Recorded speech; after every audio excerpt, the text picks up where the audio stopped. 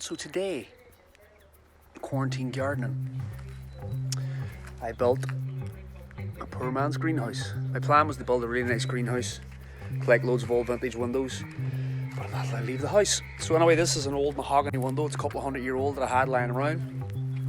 And I made this box. You don't have to put it on stilts. I made it on stilts because it's easier to work at.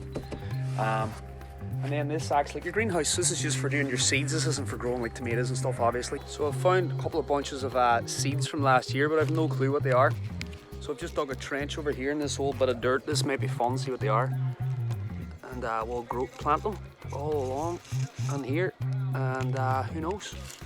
Maybe it'll be parsley. Maybe it'll be spinach. Maybe it'll be a money tree.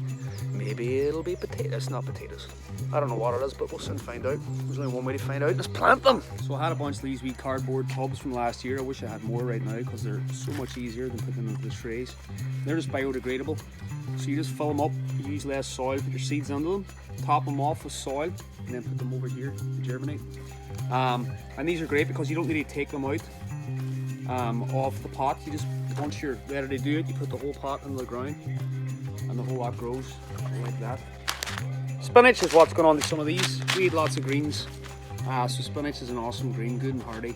So I got my seeds in there now, and then I'm just going to loosely top them off with a bit of soil and lightly pat them down and watch them grow, feed them, keep an eye on them, make sure they're not too dry or too wet or too warm underneath the glass, and that is the trick really. It's not rocket science, people have been doing this for a long time.